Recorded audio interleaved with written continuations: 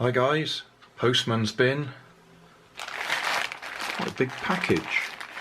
Light though. Plenty of packaging in it. Padding.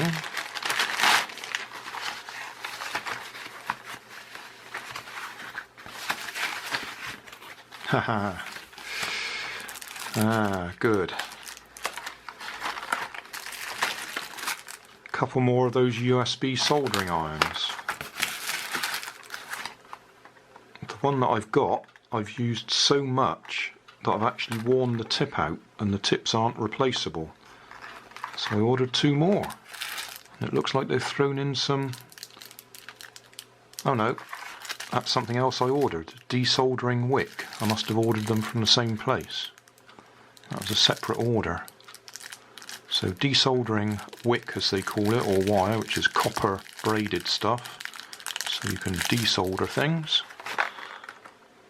and 2 USB soldering irons. And that was description of contents: wire coil and steel tool.